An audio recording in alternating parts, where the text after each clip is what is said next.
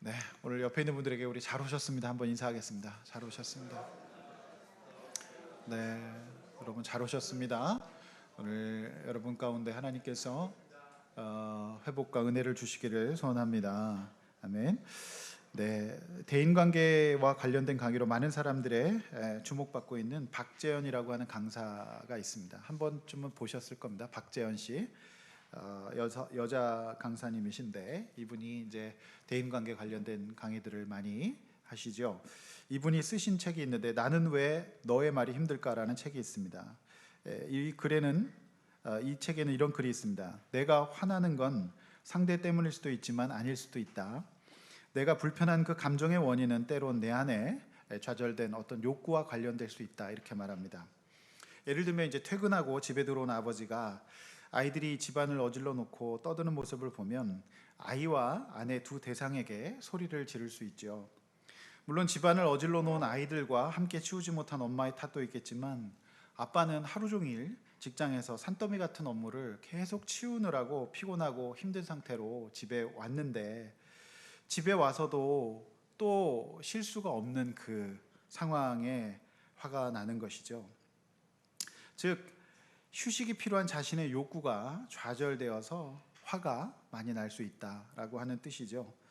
박재영 강사는 이처럼 화가 나는 이유가 상대에게 있을 수도 있지만 내 안에 어떤 욕구가 좌절될 때 화가 날 수 있다 이렇게 말합니다. 그래서 분노 조절과 관련된 이슈를 가지고 계시는 분들이 있다면 자기 안에 좌절된 욕구를 살펴보고 다룰 때 이제 대인관계에서 승리할 수 있다. 박재영 강사는 그렇게 그의 책에서 말하고 있는 것이죠.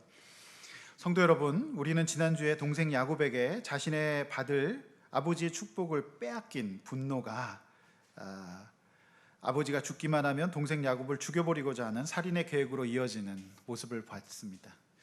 이 에서의 분노는 지금 본인의 좌절된 욕구와 관련이 있어 보입니다. 물론 야곱이 어머니 리브가와 함께 아버지를 속이긴 했지만 영적인 축복에 관심이 없었던 그가 이처럼 극한 분노 상태에 빠지는 이유는 박재현 강사의 말처럼 자신이 독차지해왔던 편의 욕구를 빼앗긴 것에서부터 시작되었다라고 볼 수가 있는 것이죠. 저는 오늘 믿음이 없이는이라는 제목의 설교를 준비했는데 오늘 본문에 드러난 사건 앞에서 두 형제 어머니 리브가와 아버지 이삭의 대처 그리고 또 두 아들의 대처가 나옵니다. 사건이 드러나고 이제 어떻게 대처하는가, 이것이 오늘 본문의 내용입니다. 오늘 이 본문을 가지고 저와 여러분들에게 주시는 하나님의 메시지는 무엇일까요? 우리 각자에게 주시는 하나님 말씀으로 듣고 은혜 받기를 원합니다. 자, 이제 본론입니다. 첫 번째, 믿음이 없어서 인간적으로 사건에 대처하는 어머니 리브가 42절에서 46절 말씀을 가지고 한번 생각해 보도록 하겠습니다. 자, 42절입니다. 맏아들에서의 분노와 동생 야곱을 죽이고자 하는 말을 어머니 리브가가 듣습니다. 잘 보시면은 근데 지난주 41절에서 에서는 심중에 이르기를 이라고 되어 있습니다. 이 말은 뭡니까? 아마도 혼잣말로 중얼거렸을 수도 있고 말을 밖으로 내지 않고 속으로 한 말일 수도 있지 않겠습니까? 그런데 이 어머니 리브가는 언제나 남편이 누구와 만나고 무슨 말을 하는지를 듣는 것이 취미였습니다. 그리고 그것이 가장 중요한 일상이었어요. 언제나 그것에 관심이 쏠려 있었어요. 그러니까 직접 들었든 또 비언어적으로 이 리브가가 눈치를 직감적으로 이제 챘든 간에 리브가는 이날도 놀랍게 들었습니다.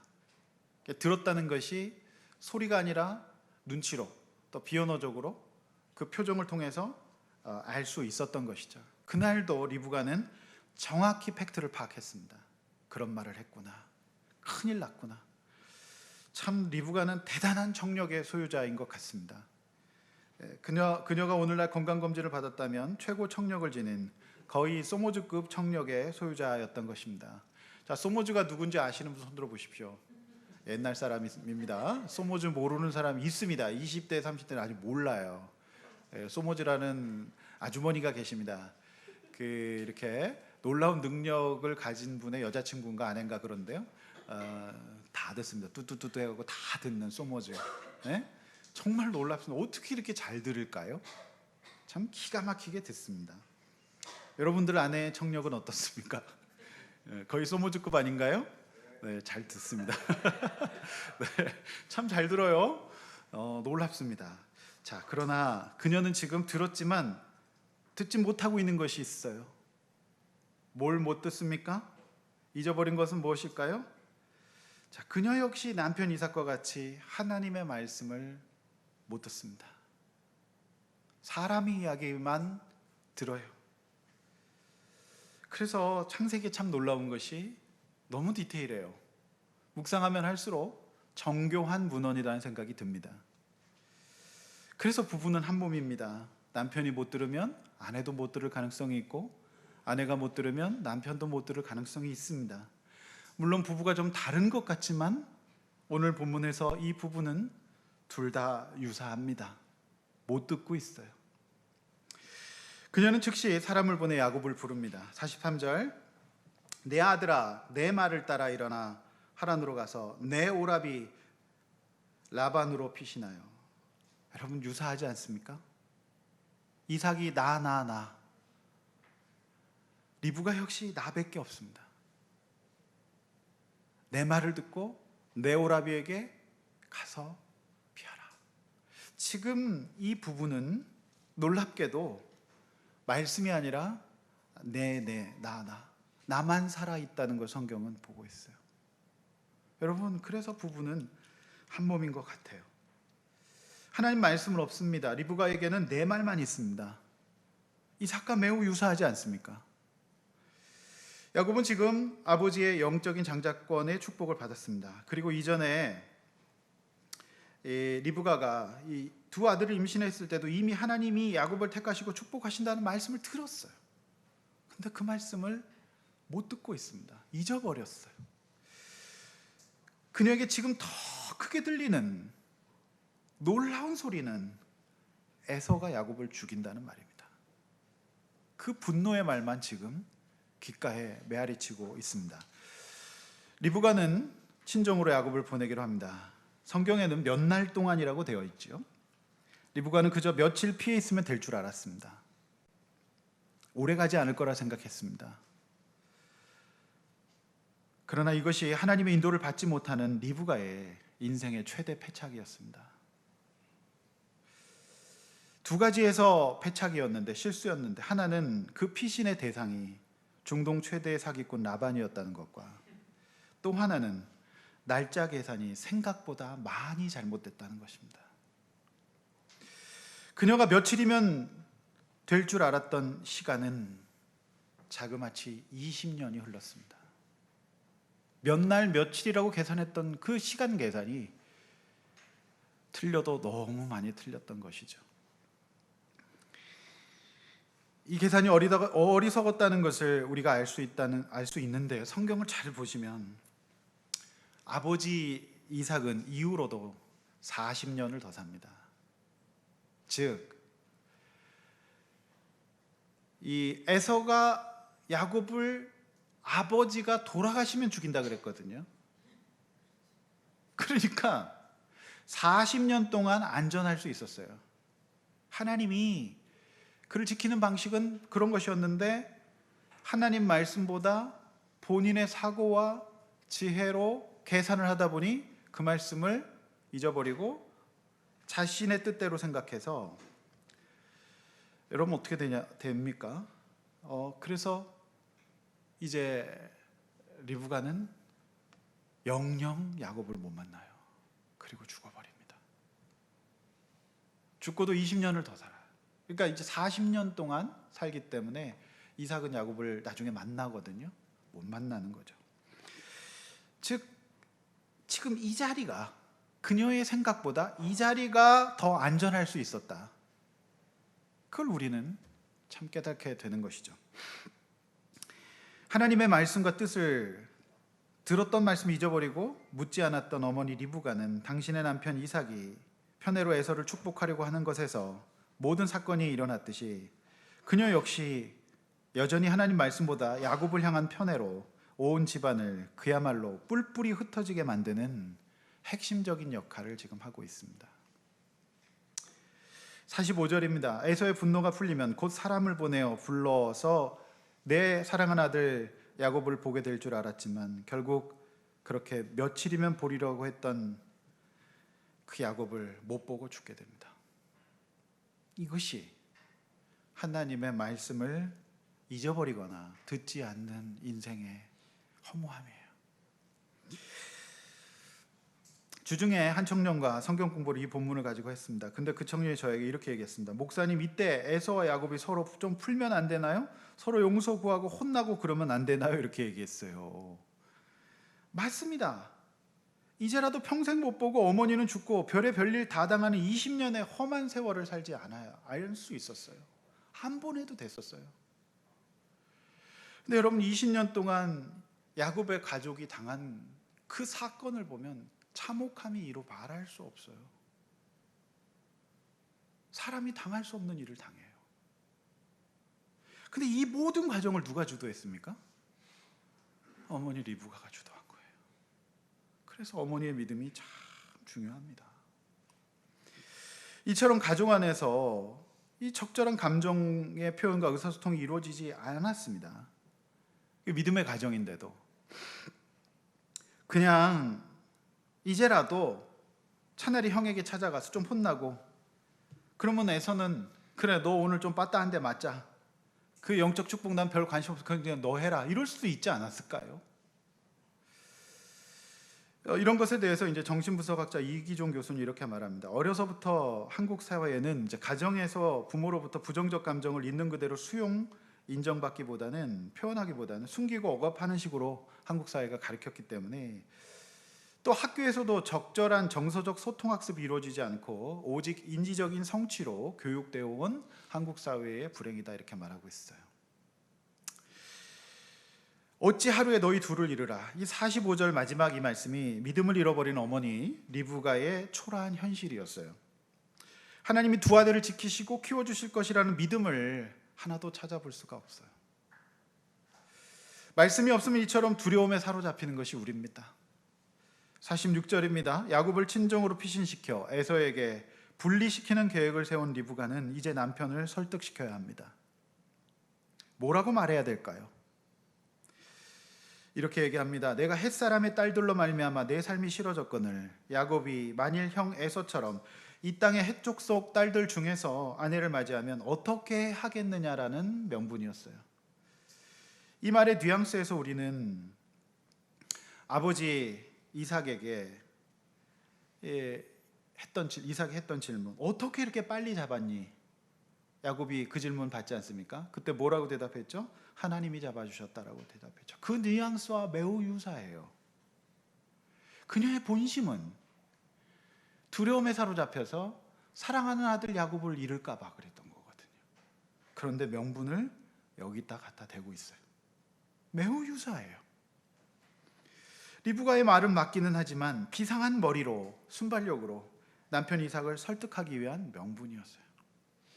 진실은 에서가 자신이 편해야 하는 이 아들 야곱을 죽이려고 하기 때문에, 아들을 잃을 것 같은 마음 때문에, 두려움 때문에 친정으로 피신시키는 것이었지만, 말씀도 건강한 마음도 없었던 그녀는 현실을 믿음으로 바라보고 남편에게 바라보지 못하고 남편의 위장의 가면을 쓰고 있었어요. 명분은 야곱의 신결혼이라는 거창한 것이었지만 진실은 두려움이었어요. 차라리 이때 울면서 여보 에서 좀 말려줘요. 야곱 죽게 생겼네요. 말려주세요. 이렇게 하는 게 더 인간적이지 않습니까? 그런데 그녀는 말씀이 없었기 때문에, 믿음이 없었기 때문에 남편을 설득할 힘도 없었어요. 그리고 남편도 안 들을 것 같다는, 왜 그랬을까요? 평소 이 가정이 눈이 어두워지고 영적인 눈이 어두워지면서 부부간의 대화가 없는 거예요.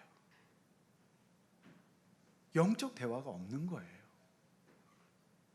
그러니까 이미 소통이 끊긴 지가 오래되었고 서로 간의 편애 가운데 빠져 있었기 때문에 말해도 안 될 것 같다는 생각을 스스로 한 거예요.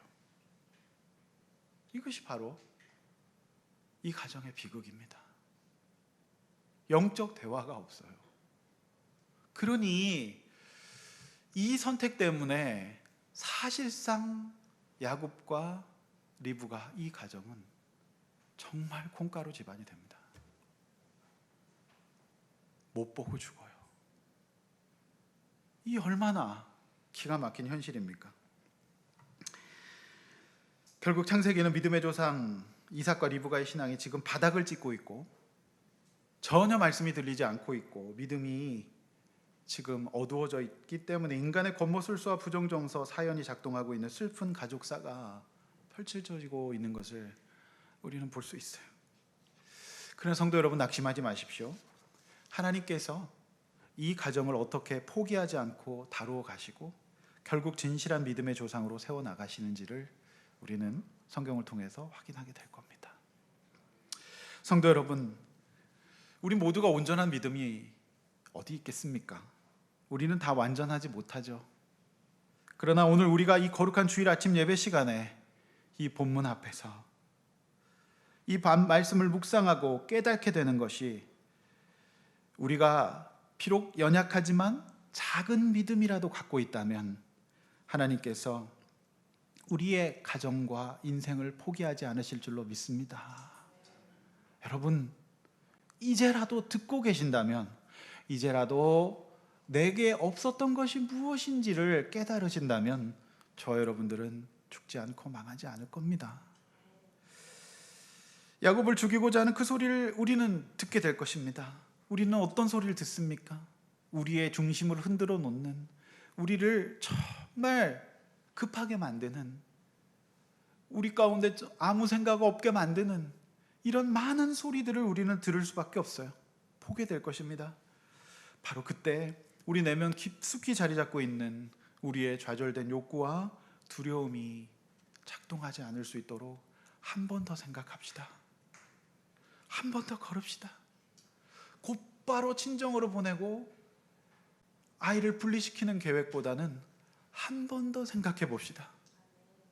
그것이 저와 여러분들이 해야 될 일이에요. 사람을 의지하고 내 나름의 시간 계산을 해요. 사람을 의지하고 내 나름의 시간을 계산하고 건강한 의사소통을 못해요. 그리고 본질에서 벗어난 위장의 가면을 씁니다. 이것이 바로 오늘 본문의 비극이에요. 현대인의 삶이에요. 여러분, 그러지 않고 내 자녀와 나와 우리 가정의 인생을 책임지고 축복하시고 이끌어 가실 것을 믿는 그 믿음을 가지고 사건을 한번 바라봅시다. 안 될 것 같지만, 못 살 것 같지만 믿음을 갖고 사건을 바라보고 소리를 해석합시다. 그때 우리에게는 건강하게 대처할 수 있는 힘이 생길 것이고 그것으로 인하여서 우리 가정을 지킬 수 있을 겁니다. 20년을 안 돌아갈 수 있습니다. 여러분 가운데 지금 없는 게 뭡니까? 믿음이 아닙니까? 하나님 말씀 아닙니까? 그것이 오늘 본문의 첫 번째 대지의 주제인 거예요. 여러분, 소리를 들었을 때 어떻게 대처합니까? 한 번 더 생각합시다. 오늘 두 번째 1절에서 9절, 믿음이 없어서 인간적으로 사건에 대처하는 맏아들 에서를 또 우리는 보게 돼요. 자, 1절에서 4절은 야곱을 향한 아버지 이삭의 공식적인 축복이 되겠습니다. 이삭은 야곱에게 축복하며 당부하되 가나안 땅 사람들 딸들 중에서 아내를 맞이하지 말라고 얘기합니다. 지난주에 잃어버렸던 하나님 말씀 앞에서 떨고 회개한 이삭은 400년 후에 돌아와 진멸할 가나안 족속과 혼인해서는 안 된다는 당부를 하지요. 그래서 먼저 아버지가 정신 차려야 됩니다. 먼저 남자가 정신 차려야 돼요. 그리고 그런 당부를 해요. 그러니 하나님의 축복의 대상이 되는 이 파는 가정이기 때문에 신자에게 있어서 믿음의 혼인이 이처럼 중요한 거예요. 이게 돼야 합니다. 자, 3, 4절, 야곱은 인간적이기는 했지만 형 에서와 달리 영적인 것에 관심이 있었어요. 비록 그 방법은 잘못되었지만 하나님은 최종적으로 믿음이 있는 자에게 축복하십니다. 에서는 워낙 탁월하고 훌륭했기 때문에 하나님을 의지할 필요가 없었어요. 관심도 없었어요. 본인이 하면 하는 대로 다 되었고 칭찬과 인정을 온몸에 받았기 때문에 영적인 것에 관심이 없어서 배고프다고 팥죽 한 그릇의 영적인 축복의 권리를 팔아 넘긴 사람이었어요. 결국 아버지 이삭은 속고 속이는 사건 앞에서 들었던 말씀을 떠올리고 회개한 뒤에 집요한 에서의 요구 압박 속에서도 야곱의 축복을 철회하지 않고 이제 공식화하는 모습을 볼 수 있어요. 이삭은 이처럼 순종하는 캐릭터의 사람이었어요. 여러분들 어떻게 야곱이 먼저 중심 잡습니까? 믿음이 회복되는 거, 말씀이 기억나는 거, 이게 정말 중요한 우리 인생의 역량이라는 것을 다시 보여주고 있는 겁니다. 여러분, 이삭은 창세기에서 분량이 제일 작다고 말씀드렸습니다. 근데 이삭의 인생을 딱 보면 순종이에요. 순종. 그가 청소년기 때 모리아산 위에서 제물이 되는 순종을 했어요. 네가 제물이다 했는데 도망가지 않고 지키지 않았습니까? 또 아내 리브가를 얻기 위해서 자기의 주도성을 내려놓고 오랜 시간 말씀을 묵상하며 기다렸잖아요. 엘리에셀이 찾아올 때까지. 그런데 에서는 어땠어요? 능동적으로 자기가 찾아갔잖아요. 그리고 햇사람 가나안 족속을 자기 눈에 좋은 대로 취했어요. 그것도 둘씩이나 자기 마음대로. 이 혼인과 하나님의 인도를 받는, 이 혼인에 있어 하나님 인도를 받는 일에 있어서 에서는 전혀 관심이 없었어요. 근데 이삭은 기다렸지 않습니까? 참 우리가 이삭의 순종 보면 모리아산에서 순종이 대단하다고 생각하지만, 그런데 신약 성경 히브리서는 이삭의 순종의 클라이막스를 바로 오늘 야곱을 축복한 것에서 찾고 있어요. 그래서 신구약은 참 놀랍습니다. 여러분, 신약 히브리서 11장 20절 말씀 함께 앞에 보시면서 한번 읽어보겠습니다. 시작. 믿음으로 이삭은 장차 있을 일에 대하여 야곱과 에서에게 축복하였으며. 네, 분명히 야곱을 앞에 두고 있어요. 그러니까 이삭이 순종의 사람이었는데, 이삭 순종의 최대 클라이막스는 다른 게 아니라 말년에 자신의 호불호와 취향을 넘어서서 하나님의 말씀대로 야곱을 축복한 것을 인생 최대 순종의 클라이막스로 보고 있는 겁니다. 모리아산이 아니에요. 그러니 이 순종이 얼마나 위대한 순종이었는지를 우리는 볼 수 있습니다. 말씀을 듣고 깨닫고 회개되면 나의 호불호와 취향을 넘어서서 이삭은 계속 에서를 축복하고 싶었는데 하나님의 말씀 앞에서 영혼이 떨리고 난 다음에는 그의 호불호와 취향을 넘어서서 야곱을 축복하게 된 것을 최대 순종이라고 히브리서 신약에서는 해석하고 있다는 겁니다. 저와 여러분의 이 순종을 하나님은 기억하고 계실 줄로 믿습니다. 그리고 우리가 하나님 앞에 갔을 때, 그래 네가 그때 그 순종했지라고 반드시 기억하실 겁니다. 여러분, 참 놀랍지 않습니까? 자, 6절 7절입니다. 에서가 그것을 봅니다. 아버지가 동생 야곱을 외갓집 밧단 아람으로 보내서 아내를 맞이하게 하고 야곱은 이에 순종하는 것을 본 것이죠. 순종한 걸로 봤어요. 8절입니다. 에서는 아버지 이삭이 다른 것은 다 자신을 이제 좋아해 주었어요. 그런데 아버지 이삭이 편애를 에서에게 했는데 혼인에 대해서는 기뻐하지 않았다는 것을 알았어요. 이거는 아버지를 근심하게 했거든요.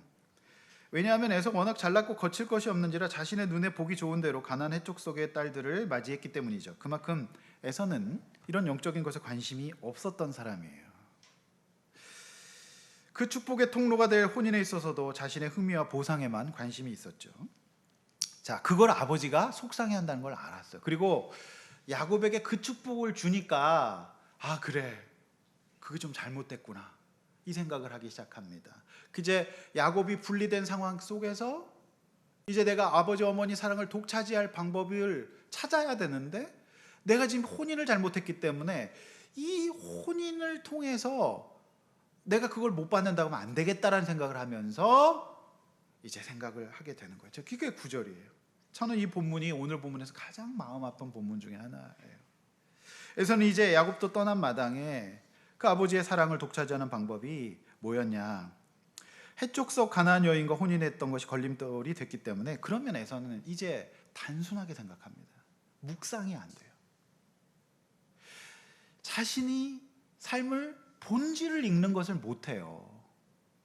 본인이 지금 너무 그것 때문에 힘드니까 단순하게 생각해서 그러면 가나안 족속 아니면 되지 않겠나. 정말 그 생각의 깊이가 얇기 이루 말할 수 없습니다. 그래서 누굴 찾아갑니까? 이스마엘을 찾아가요. 성경 그래서 그가 이미 본처들 외에 아브라함의 아들 이스마엘의 두 딸을 아내로 맞이했다 기록하고 있습니다. 그런데 여러분, 이스마엘이 누굽니까?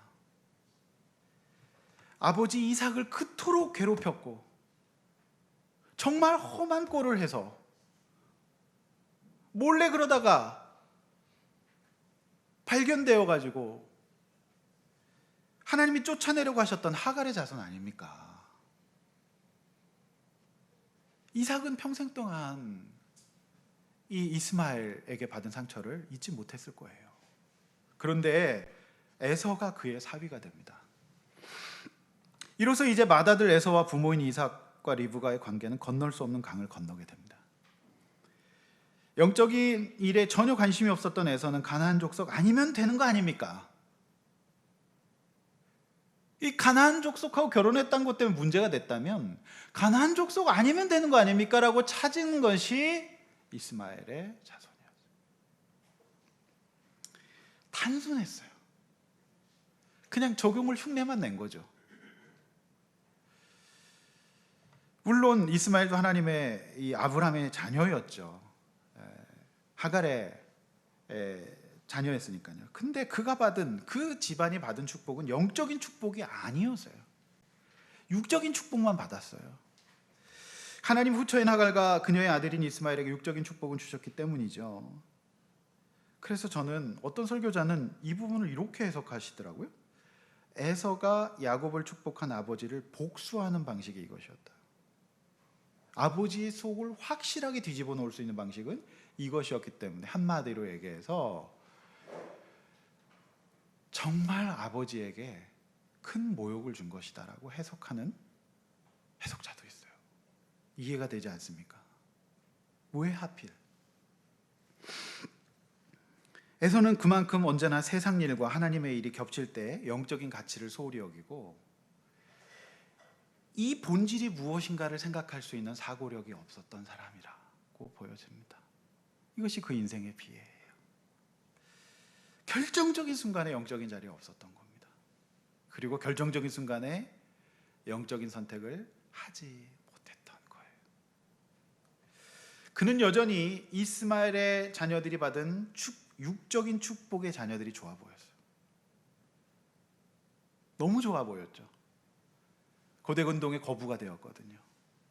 하나님이 육적인 축복을 주셨기 때문에. 근데 영적인 축복은 아니었어요. 그래서 영적인 축복을 받아낸 소중한 절차는 혼인에 있어서 어떤 기준도 분별력도 갖지 않았던 것이죠. 그래서 본인의 결혼은 중간고사, 자녀의 결혼은 기말고사라고 제가 말씀드리는 이유가 바로 여기 있습니다. 제가 지금까지 목회하면서 많은 분들을 뵀는데 그분들에게 저는 묻습니다. 요즘 하나님과의 관계는 어떠십니까? 하나님을 믿으십니까? 구원 받으셨습니까? 물으면 많은 분들이 이렇게 대답하십니다. 우리 집안의 목사와 장로가 몇 명이다. 우리 삼촌이 목사고 우리 가족이 누가 직분자다. 그리고 이런 질문도 대답도 많이 해요. 나는 미션 스쿨 다녔다. 미션 스쿨 체프 시간에 주무신 거 다 알거든요. 제가 명지대학에서 체프를 많이 인도했는데 80%는 잡니다. 근데 저는 못 자게 하죠. 방방 뛰기 때문에 귀가 아파서 못 자게 해요. 너무 억울해가지고 제가. 그리고 또 하는 말은 뭡니까? 우리 집안은 몇 대로 기독교 집안이다. 이게 바로 이스마엘의 사고예요. 그거 물어본 거 아니거든요. 되게 이런 말씀하시는 분들 중에 하나님과의 친밀한 관계 속에서 깨어있는 분들을 많이 뵙지 못했어요. 이스마엘은 믿음의 조상 아브라함의 자손이었지만 실제 영적인 상태는 아브라함의 자손이 아니었어요. 그런데 에서는 지금 이 선택을 내리고 있는 겁니다. 너무 마음 아프지 않습니까? 그래서 이제 창세기에서 조명이 사라져요. 성도 여러분, 능력이 없고 인간적인 야곱입니다. 능력이 없고 인간적이에요. 그런데 능력이 있고 믿음이 없는 에서 중에서 어느 편에 속하십니까? 오늘 본문에서 우리는 소중한 진리를 깨닫게 됩니다. 능력이 없고 인간적이지만 믿음 하나, 희미한 거라도 갖고 있었고, 야곱은 그 할아버지서부터 들었던 그 놀라운 하나님의 축복을 사모했어요. 그러나 지극히 인간적이었습니다. 그런 야곱과 너무 나이스하고 너무 모든 걸 잘 해내고 아무런 문제가 없어 보였던 에서, 근데 믿음은 하나도 없는 사람. 세상은 에서에게 열광합니다. 그런데 오늘 이 본문의 이 가족의 가족사를 볼 때 결정적인 순간에 과연 무엇이 우리의 삶의 질과 방향과 시행착오를 줄이는지 저와 여러분들에게 지금 도전하고 있는 거예요. 여러분들은 어떤 분입니까? 여러분들은 어떤 편에 속하십니까? 결국 믿음이 있어야 해요. 믿음이 있어야 인생의 질서가 잡힙니다. 이것이 오늘 이렇게 좋은 날에도 오늘 우리가 예배를 드리는 이유예요. 믿음이 발생되고 믿음이 있을 때 우리의 인간적인 부분들은 하나님께서 아름답게 다듬어 주실 거예요. 믿음이 있어야 합니다. 아멘. 여러분, 오늘 보면 3절 4절에 세상이 감당할 수 없는 축복을 이제 믿음 있는 야곱은 20년 동안 훈련을 받으며 결국 가나안으로 돌아오게 됩니다. 믿음이 하나도 없었던 에서는 그 시원시원하고 즉흥적인 능력 때문에 하나도 하나님의 축복을 받지 못하고 그의 인생은 화려한 듯 하나 내면은 초라했고 만족한 듯 하나 만족함은 하나도 없는 인생이 됐던 거죠. 이것이 오늘 저와 여러분들에게 주시는 하나님의 말씀이에요. 제가 오늘 사도행전 15장 말씀을 아침에 묵상하고 우리 같이 기도하고 예배를 준비했습니다. 근데 저는 오늘 이 말씀을 보면서 굉장히 사실 충격을 받았어요.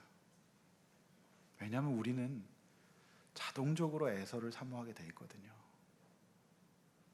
약속을 잘 지키고 율법을 잘 지키고 말 잘 듣고 공부 잘하고 이거 다 에서거든요. 이거를 사도행전에서는 율법이라고 얘기를 해요. 입댈 데가 없어요. 너무 잘해요. 그런데 믿음은 없어요. 믿음이 없다는 말은 은혜가 없다는 말입니다. 그렇지 않습니까? 그런데 제가 오늘 이 사도행전 15장에는 이제 바울과 바나바가 사역을 해서 이방인들이 믿으니까 예루살렘 교회에 난리가 납니다. 그래서 할례를 받아라. 저들에게 율법을 가르쳐야 된다. 이렇게 싸움이 일어나거든요. 그래서 이방 교회에서 다시 바울과 바나바를 예루살렘 교회로 보내요. 그런데 이름도 찬란한 우리 베드로 사도님께서 거기서 정신을 차리셔서 믿음으로 은혜로 구원받는다는 것을 선포해 버립니다. 그게 하나님 은혜죠. 그렇지 않습니까? 근데 제가 우리 아침마다 이제 모임을 갖고 기도를 하는데 이제 사실 제가 어저께 잠을 못 잤습니다. 이게 우리 이번 주 수련회 있는데 이 생각 저 생각 나면서 어떤 일이 벌어질까 어떻게 할까 새벽 4시 반이 됐는데 잠이 안 와. 말똥하고 이미 수련회 한 10번은 치렀어. 그 누구는 어떻게 가시나 안 가시나 왜 빨리 가시나 뭐 생각 다 들고 가셔서 숙소에서 어떻게 할까 어떻게 잘 지내실까 막 그런 생각 들고 한 사람 한 사람 다 생각나면서 잠이 안 와요. 그래가지고 제가 오늘 아침 모임에 늦었어요. 못 일어나겠더라고요. 근데 사실 어저께 밤에 뭔 생각했냐면 우리 이제 모임 하는데 우리 그 좀 늦으시는 측면이 있거든요. 그래서 내가 내일도 늦으면 내가 혼 좀 내야 되겠다. 그런 생각도 하다가 새벽 4시에 그 생각을 했어요. 근데 내가 늦었네? 근데 이날 어제 따라 너무 율법을 우리 잘 지켜놓으신 거예요. 완벽하게. 그리고 제 방에 청소기까지 밀었어요. 율법을 완전 애서처럼 잘 지켜놨어. 제가 그래서 할 말이 없잖아요. 혼낼 작정이었는데 율법이 있으면 은혜가 없습니다. 마음이 강팍해져요. 그러고서 제가 15장을 딱 봤는데 머리통 한 대 빵 맞은 것 같았어요. 너는 지금 은혜로 보니 율법으로 보니, 율법으로 보면 화밖에 안 나요. 제가 정말 하나님 앞에 얘기했어요. 내가 지금 계속 애서를 요구하고 있구나. 율법만 요구하고 있구나. 그래서 은혜가 없구나. 그래서 제가 얼마나 회개했는지 몰라요. 성도 여러분, 야곱은 거짓말했습니다. 에서는 솔직히 거짓말한 건 없어요. 실수한 거죠. 믿음이 없으니까. 그런데 우리 가운데 진짜 있어야 될 것은 뭘까요? 우리 인생에서 회복이 돼야 될 건 뭘까요? 여러분에게 지금 없는 건 뭡니까? 사람의 소리 아닙니까? 죽인다는 소리, 떠난다는 소리, 버림받았다는 소리 아닙니까? 그래서 그러면 둘 다 죽을 것 같지 않습니까? 그런 마음이 급해지면서 잠깐 친정으로 피해 있어라. 그래서 여러분, 친정 너무 자주 가지 마십시오. 친정이 안 좋습니다. 어떤 면에서 이래버리니까 그게 20년이 됐어요. 20년 기간에 이 가족이 겪은 일들은 차마 이로 말할 수 없는 험한 일이었어요. 자녀가 험한 꼴을 당합니다. 난리가 나요. 그러니 우리가 진짜 없는 건 믿음이지, 진짜 없는 거는 하나님이 40년 동안 아버지를, 이삭을 살게 하시는데도 내가 앞서갔던 것이 문제잖아요. 그래서 이 가족이 정말 뿔뿔이 흩어지고 그 어머니는 못 보고 죽는다니까요. 그래서 여러분, 믿음이 중요합니다. 지 아무리 애서고 똑똑하고 하버드를 나와도 믿음이 없으면 아무것도 아닌 거예요. 결정적인 순간에 인생을 패착으로 몰아갑니다. 여러분, 믿음이 중요합니다. 그래서 저 목사의 마음은 여러분이 어떻게 하든지, 그래서 제가 어제 뭔 생각이냐면, 요번엔 성경 퀴즈 안 하고 내가 부흥회를 하리라, 한 영혼이라도 구원받게 하리라, 막 그런 생각도 부들부들 떠는 거죠. 그 소중한 시간을 제가 어떻게 퀴즈를 하면서 난 정말 거기서 내가 복음을 내가 전할 거야 막 이러면서 막 새벽 4시 반 된 거예요. 그러다 못 일어나는 거죠. 여러분, 피곤하잖아요. 편도체가 활성화되면서 전두엽이 꺼져요. 그래서 오늘 전 진짜 조심해야 되는 날입니다. 여러분, 믿음이 중요해요. 그러면 여러분 다 살 수 있습니다. 하나님이 저와 여러분들을 거기에 맞게 인도하실 겁니다. 여러분, 뭐가 없습니까? 믿음이 없이는 정말 우리는 살 수 없는 세상이에요. 여러분의 지혜와 판단은 오히려 여러분의 가정을 더 어렵게 할 뿐입니다. 여러분의 자녀를 더 힘들게 할 뿐이라는 것이죠. 믿음을 갖기를 원합니다. 여러분, 은혜 가운데 들어옵시다. 율법은 구원 못해요. 율법을 많이 지킬 수는 있지만 저도 완벽하게 지키지 못하잖아요. 바로 그겁니다. 옆에 있는 분들에게 믿음을 가지세요. 한 번 더 세게 믿음을 가집시다.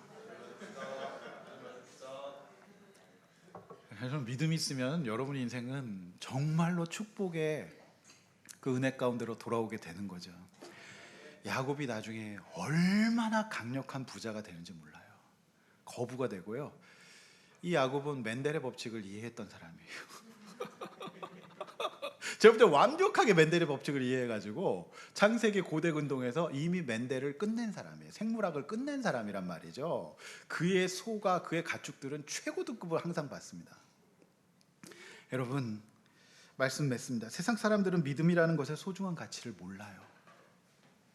모른단 말입니다. 에서가 되어서 영적인 것과 세상적인 것이 겹치면 과감하게 육적인 걸 선택하고 영적인 걸 소홀히 여겨요. 그게 도대체 내 삶에 무슨 도움이 되느냐? 하나만 알고 열은 모르는 겁니다. 결정적인 순간에 인간의 지혜로 가정을 망치는 리브가의 모습을 보십시오. 믿음이 중요합니다. 열심히 사는 것만으로는 절대로 안 됩니다. 우리는 이제 통합적으로 그 믿음을 가지고 믿음에 합당한 율법을 사모하며 사는 사람이 돼야지 율법만으로 살 수는 없다는 것이죠. 은혜를 가질 수 있기를 원합니다. 예배를 드리고 말씀으로 성경이 나를 읽도록 하는 작업이 바로 예배입니다. 그렇지 않습니까? 저 오늘 사도행전 15장 보면서 정말 충격이었어요. 제 마음이 계속 율법을 요구하고 있더라고요. 그러니 거기엔 사망밖에 없어요. 사망이라고요. 거기에는 은혜 없어요. 여러분은 지금 은혜가 있습니까? 율법이 있습니까? 자꾸 다투시게 되는 이유가 나한테 자꾸 이렇게 하라는 얘기 아닙니까? 그런데 믿음이 발생되고 상대가 믿음이 발생돼야 고쳐집니다. 자녀가 그렇게 고쳐질 줄로 믿습니다. 하나님께서 말씀 안에 그 말씀이 선포되는 주님의 몸된 교회, 이방 율법 없는 안디옥 지역 교회에 하나님의 복을 담아두셨어요. 그것이 바로 이 교회입니다. 하나님께서 이 교회에, 이 땅의 지역 교회에 그 놀라운 복을 담아두셔서 전국에서 드려지는 모든 교회 예배 가운데에서 말씀 듣고 회개하는 성도들에게 복 주실 줄로 믿습니다. 그 은혜를 사모하는 저와 여러분 되시기를 주의 이름으로 간절히 축원합니다. 이렇게 한번 나눠보시죠. 사건 앞에서 리브가처럼 행동하고 말하지 않나요? 한 번 더 생각해보고 기도하면 안 될까요? 곧바로 분리할 생각하지 말고 한 번 더 생각해 봅시다. 너무 나를 흔들어 놓는 소식이 들렸을 때 한 번만 더 생각하십시다. 그래서 말씀과 믿음대로 하면 가장 안전할 수 있습니다. 이삭처럼 내 취향과 호불호를 뛰어넘는 순종이 있어야 해요. 이것이 최대 순종의 축복입니다. 아직도 여러분 호불호, 여러분 취향 속에 갇혀 있지 않습니까? 여러분 공동체 생활은 그런 것들을 순종할 수 있는 절호의 찬스입니다. 그게 바로 공동체 생활이에요. 이처럼 영적인 것들을 소홀히 여기지 있지 않습니까? 여러분 수련회 가면요, 잠깐 보는 것과 하룻밤 같이 지내는 거 전혀 달라서 딱 호불호가 갈려버리거든요. 그때 적용하십시오. 그리고 순종하면 하나님이 그거 보고 성경에 기록해 놓으실 겁니다. 할렐루야. 10대 애들은요 꼭 물어봐요. 누구 가요? 안 가요? 그 다음에 누구랑 같은 조예요? 제발 그런 질문은 하지를 마세요. 애들은 맨날 그거를 물어봅니다. 그거 얼마나 미성숙한 거죠. 내 호불호와 취향만 보는 10대들이죠. 우리 그거 넘어설 수 있기를 원합니다. 영적인 거 소홀히 여기지 맙시다. 여러분 어쨌든 이번 주 가는데 한번 시간 한번 내보시면 은혜가 충만할 것 같고요. 그 다음에 뭐 보물찾기도 있고 지금 뭐 준비를 얼마나 많이 하는지 몰라요. 네, 한번 들렸다라도 가십시오. 이게 영적인 걸 한번 우리가 하는 거기 때문에 정말 소홀히 여기지 마십시오. 옆에 있는 분들의 수련회 갑시다. 요봐, 이거 순종을 안 하네 벌써. 가기 싫거든. 가기가 싫어. 귀찮아. 여러분 힘을 내세요. 이 모든 시간이 하나님의 은혜일 줄로 믿습니다. 아멘. 우리 믿음이 없이니라는 찬양 드리고 기도하겠습니다. 들은 말씀 생각하면서 내 인생을 돌이켜 봅시다. 주님 제 마음이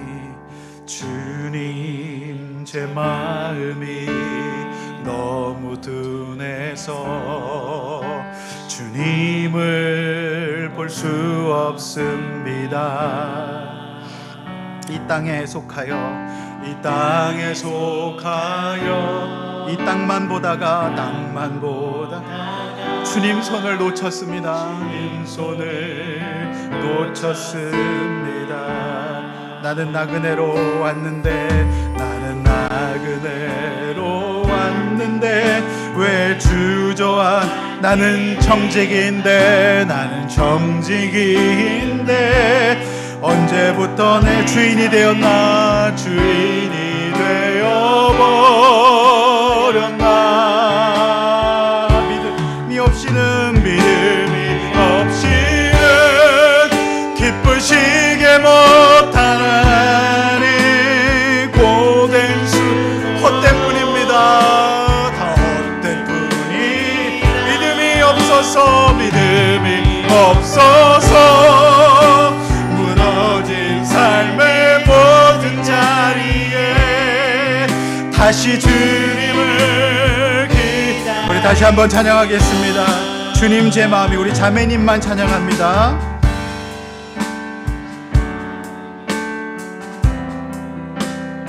주님을 볼 수 없습니다. 이 땅에 속하여 이 땅만 보다가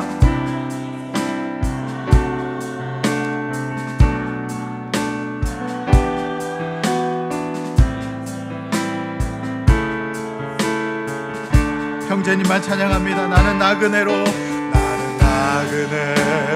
왔는데 왜 주저앉게 나는 청지기인데 언제부터 내 삶의 주인이 되어 우리 다 함께 하나님 앞에 믿음을 달라고 손을 들고 원하시는 분들을 찬양하겠습니다.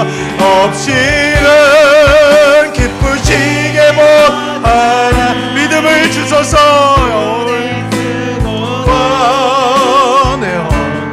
믿음이 없어서 내가 무너졌습니다. 믿음이 없어서 무너진 삶의 모든 자리에 우리는 다시 한번 간절한 마음으로 믿음이 없이는 기쁘시게 못합니다. 믿음이 없이는 기쁘시게 못하나니 고된 수고도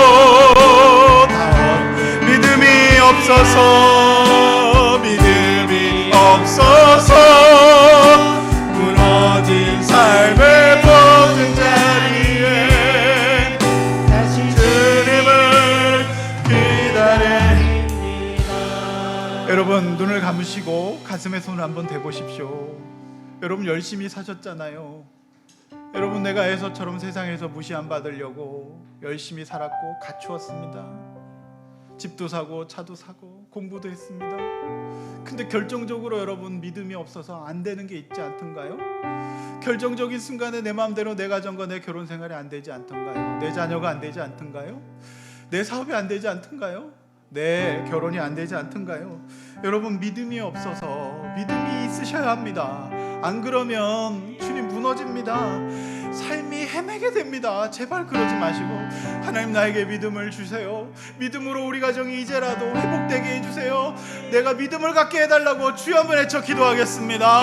주여